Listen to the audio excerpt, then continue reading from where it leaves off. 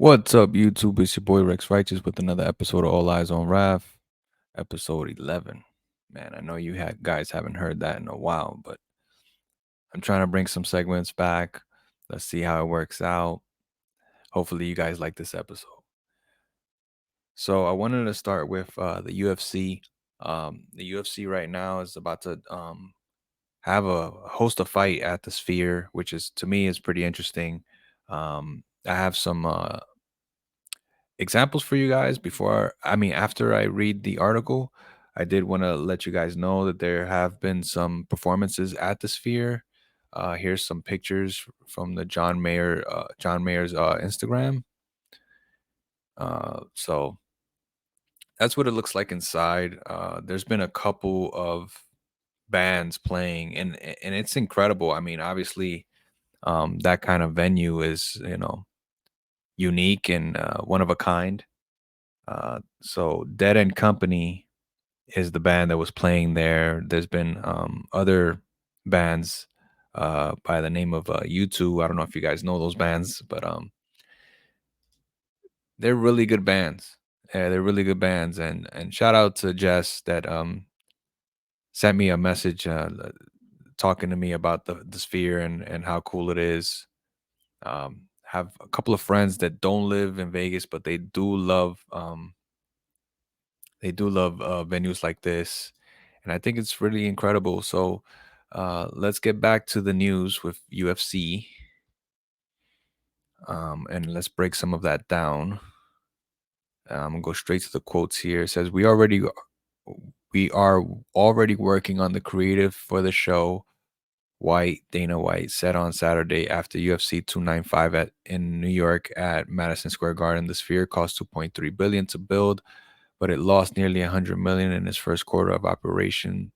Everybody keeps saying to me, "I don't understand how you're going to put an octagon in there," White noted, before reiterating his plan to use the Sphere to put the greatest live combat sporting event ever.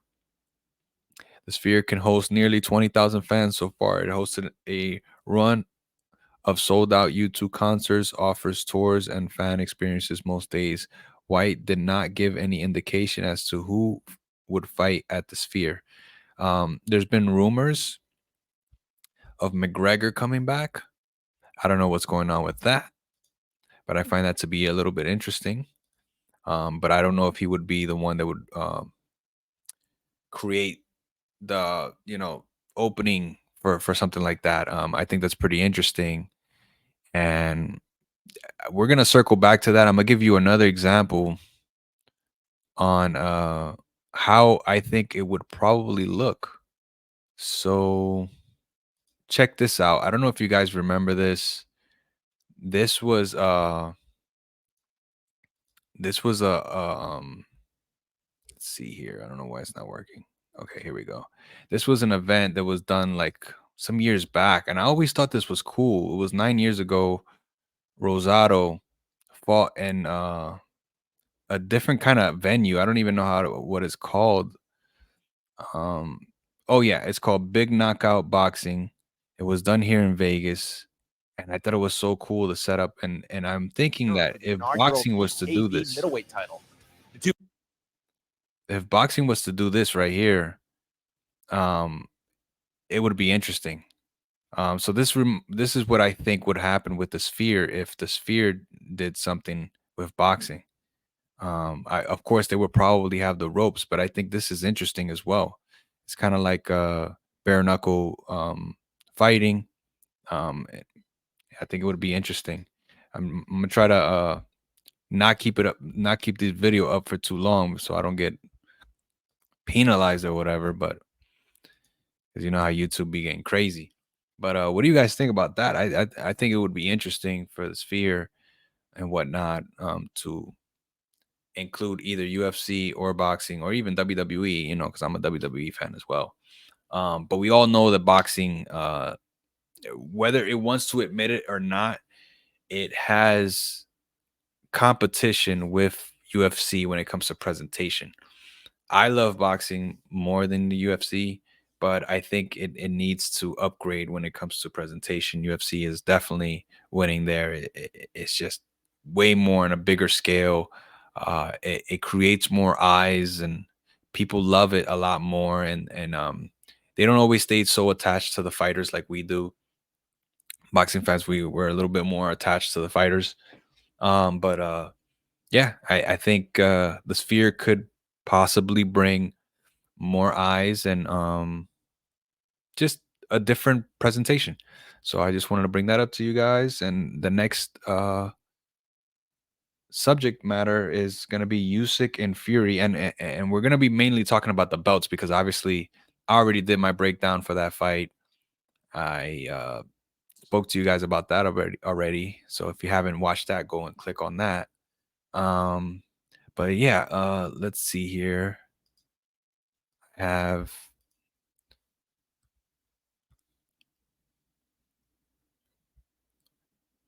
let's see. Here we go. Here we go. The IBF will strip Alexander Usyk of their IBF World Heavyweight title. Alexander Usyk, the first undisputed heavyweight champion in 25 years, will unfortunately only be undisputed for a few weeks. It is expected that the IBF will in 2 weeks either strip Usyk of their title or order a mandatory fight versus Philip. I don't know how to pronounce that last name, which would force Usyk to vacate as he is obligated to rematch Tyson Fury next. The IBF title will then be on the line for Philip versus Dubois on June 1st, with Anthony Joshua likely to challenge the winner. That just sounds like a mess. Um, yeah, that sounds like a mess to me. So I don't know if you guys got to see that undisputed belt that Usyk was holding up. I think that was pretty interesting as well. And I think Dubai and those folks out there, um, I think that's where they created that belt because if you think about it, man, they had to have known this. You know what I'm saying? And to be honest with you, it's really bad on the sport. It just creates no consistency, and I don't understand why is it that that was set up that way. Like, how is it that this is happening? You know what I'm saying? So I just thought that was really unfair for Alexander Usyk. You know, he's the first to do it. Check this out right here. This belt right here is probably a good way to say, look, we're united. This is the belt that was won in Dubai, and it shouldn't matter what rules IBF has. They should change them for the new champion. This belt right here, though, is something that would have to be taken from Usyk, not lost through emails and whatnot. So I don't know. That's just my opinion. I really wanted to talk about that, but then at the same time, what can we do, right? Like IBF is gonna do what they do. You know, if you're IBF champion, you're usually a legit champion too. But those really strict policies and rules and stuff like that is just so weird, you know. But yeah, I wanted to let you guys know about that because you know, Alexander Usyk did a lot to win his belt this Saturday. He's a cruiserweight champion, undisputed. He has this accomplishment here with the trophy. I'm not remembering the name of it. I think it was a WSS or something like that. Um, but the dude's a real champ. I don't understand why he needs like just the news of it coming out of him being stripped. It just doesn't add up to me. Okay, so I did want to talk about that. I'm gonna move along to the next subject. The next subject is gonna be about the Knicks. All right, man, that was oof. That was ugly seeing that. I saw some of the build up to it. I couldn't watch all the games. I got to see. I got to see the end of the Pacers and the Knicks. It was really after the second half that I got to really tune in. But it was really kind of messed up. There was so let me see if I can share this. There was kind of a little bit of a fight in the in the game. In the what was it? In game 6 coming in. Let me see. I don't wanna get myself in trouble here. But anyway, I think there was a fight in the first quarter, and it was just like a little bit of back and forth. Um Halliburton, though, he was really good, man. I know he's getting a lot of hate, but it's because he's really good too. The Miles Turner, he's very skilled. This is like the best time to be a big man, where you can display your skills in a more balanced way. You know what I'm saying? Siakam was really good on defense as well. Um, you know, I'm forgetting the guy's name. The other point guard that comes off the bench, he's really good as well. Um, Let me see here, so I don't forget. TJ McConnell, yeah, he is, man. He's annoying. I could see New York fans getting really annoying, but I want to being getting really annoyed by TJ. But I want to say this because TJ's been around for a while, by the way. And then Toppin as well. He's also another guy that he was once a Knick. So it's so crazy how they were down 20 and they couldn't come back like that. Half the Knicks team was injured and whatnot. OG, which a lot of people really like that pickup. Excuse me. And he couldn't play like that. He only got 5 minutes. There was Jalen Brunson going down. Dante, holding it down by himself. There were, you had Josh Hart. I don't think he was that accurate last night, if I'm not mistaken. And yeah, like it just sucks. Like, to be honest, Tibbs as your coach is not a bad it's not a bad coach to have. He will run his players into the ground. I'm not surprised by that, like by looking back, because I used to watch basketball a lot more, maybe 10, 15 years ago. Um, Maybe even 5 years ago, I used to watch it more. But still, he will run your team into the ground. But I think that the city has to get behind this team because it's a good team, and you're gonna need more players, to continue to prosper, or to get further, because these are stacked teams now. Boston's looking good. If because I like Giannis. If the Bucks can figure it out, if the Sixers can figure it out, the East can be a little bit stronger, and the Knicks is gonna have to beef up. They can't just keep playing these players. You know what I'm saying? It's gonna keep getting tough. And right now we're looking at Boston Celtics versus the Pacers, and then we're also looking at the Timberwolves versus the Mavericks, which I think it's hell of a matchup there, like something that's kind of new and refreshing. You got Luca Magic versus Michael Anthony Jordan Edwards. You know what I'm saying? Like, the man is like another version of Michael Jordan, freaking Gohan and stuff like that. But yeah, man, I really think the NBA playoffs is going to be ending in a nice fashion. There's going to be some good competitive games. It's not going to be the teams that we wanted to see. I really wanted to see the Knicks in the Eastern Conference Finals versus the Celtics. That would have been amazing. That would have been so great. I have friends that are Boston Celtics fans, and they were so ready to talk crap. They were already talking crap to the Knicks fans, and the Knicks fans were already talking crap to the Celtics fans. But you can't overlook the Pacers. The Pacers are a really good team. They're really good at offense. Look at that spread on the Pacers point system right there, like the development and whatnot. 26 points from Halliburton, 20 points from Andrew, 17 points from Miles Turner with 5 rebounds, 19 points from Aaron, 20 points from Siakam. That's great, man. That's hard to beat. So I hate to say we'll get him next year, but I truly believe that if Brunson is around, they can do it. They can come back stronger. But I know for Knicks fans, it hurts to see another year like this. We're just gonna move on, and any updates, I'll try to root, because I love New York. They're not my favorite team, but I don't be rooting for West Coast teams over here. There ain't no West Coast. I'm in the West Coast, but I ain't rooting for no Lakers. You're not gonna see that from me. No Warriors. None of that. I like the Mavericks, but I ain't rooting for them.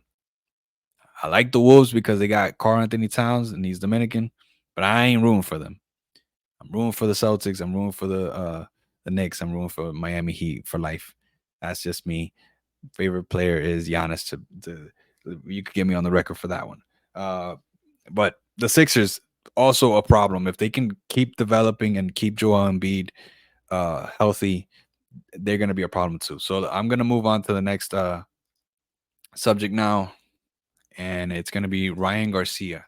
So um, we all know what's going on with Ryan Garcia when it comes to the B sample and the drugs and blah blah blah. The 22nd, they're gonna make a ruling on what happens with him when it comes to boxing. If he gets suspended, he most likely will get suspended. I don't know if it's gonna be a life ban, but I do find it interesting that he wants to do a breakaway league. So tying back to my first subject when it comes to the sphere and what I showed you with the boxing venue that they had years ago, and then the bare knuckle leagues, and UFC and all this stuff. It's not that far fetched for Ryan to do that. I mean, he has the credibility and he does have the character to do it. I know it sounds funny now and it sounds ridiculous, but we have to think about business wise if it would work. And I do think it would actually work. People saw this and they thought, "Oh, he's gonna just that's it. It's oh." And it is that simple. When you're making that much money, you can do these things. And then also we have WWE with Netflix. They're joined with UFC and blah blah blah. It's all very much possible. I don't think boxing is gonna let Ryan run away. He might get suspended for a year or 6 months, but even if he gets suspended for a year, he could still break away for a little bit, and he could get corrupted by another league or another thing that he started. So let's go back to the quotes. I do want to see what you guys think about this. Don't forget to like as you're listening to this. Uh let's let's uh let's let's hit up these quotes. It says, "I'm doing perfect, like I'm happy." He's talking about how he feels justice will prevail, so I'm not worried about anything. After May 22nd, there should be a result for obviously the B sample, and I don't believe it will come out clean. If they found it in the A, why wouldn't they find it in the B? I think it's bullshit as we know it. I mean, nobody takes steroids the day before the fight and the day after the fight. That is very interesting too. You would have to be actually dumb.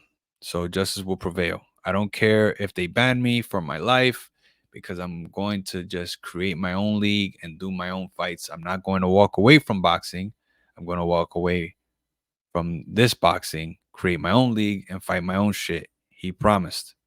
So, and again, we already know what's up with VADA. We already know the policies and this and that. We're not scientists, but some of the fans are whatever. They want to get into E samples, gray samples, freaking L samples, B samples, whatever. It doesn't matter, man. We're not scientists, and either way, we don't work for VADA. So, it, does it really matter what happens? No, it matters on what Ryan Garcia decides to do after this. And I'm trying to tell you guys, Ryan got the streets right now. Ryan got the streets on lock right now. You know what I'm saying? Devin Haney, he's gonna have to work his way up.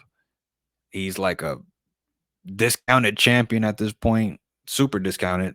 Like, could find him on the that super discounted rack right there. You know what I'm saying? Like 99 cents. But Ryan, he got the streets, he got the pull. So if they suspend him for 6 months and he goes does WWE or UFC or he gets involved into bare knuckle boxing or bare knuckle fighting. I'm sorry, or he creates his own league. There's no L here. You know what I'm saying? Usually with suspensions like this, they ain't gonna take millions from him. They're gonna take like hundreds of thousands, which he already has, and he's just gonna move on because the thing is, like I said, he has the streets. He's not known as a tainted fighter. His best example of showing that he's not a tainted fighter is when he said what he said right here when he said, uh, nobody takes steroids the day before the fight and the day after the fight. That's telling because if you don't have any other facts to prove that he's on something, then he's right. You know what I'm saying? There's there's a discrepancy here. And if you didn't see my last video when it comes to this topic, go and check it out. I try to explain that there was some guy that showed up that they hired to help out with his weight loss, and then all of a sudden he's popping for steroids. So it could have been whatever pills he gave him to try to lose weight in such a small amount of time, but it doesn't matter because I'm pretty sure he's going to learn from this and he will be able to fight again. But will it be in boxing? We don't know. The point is that he's not going to go away. You know, Ryan Garcia is definitely a character. People like this new version of him. They don't like the timid, quiet, drained uh, Ryan Garcia. They like the outspoken Ryan Garcia, the one that goes on podcasts, the one that shows no fear, the one that wants to fight everyone, regardless if the fight's gonna happen. He wants to fight everyone, so people like that, you know, and people from all over, you know, all kinds of people like him when he does that. So don't miss out on the 22nd. If the news pops up, I'm pretty sure I will post it, whether it's on my story or on my YouTube community. If you check out my YouTube community, I'm posting stuff on there too, whether it's links, pictures, memes, all kinds of stuff. Um, Go and check out my TikTok, raf.calvo. Same thing with my Instagram. It should be in the description. If you guys liked what I brought here, then comment, let me know. Also, I can do this again. I used to do these all the time.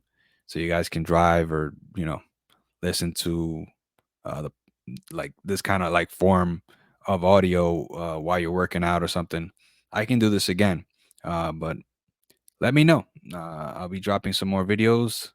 And you guys take care. Let's try to keep boxing alive and peace out, man. Good. Thank you for listening. Peace out.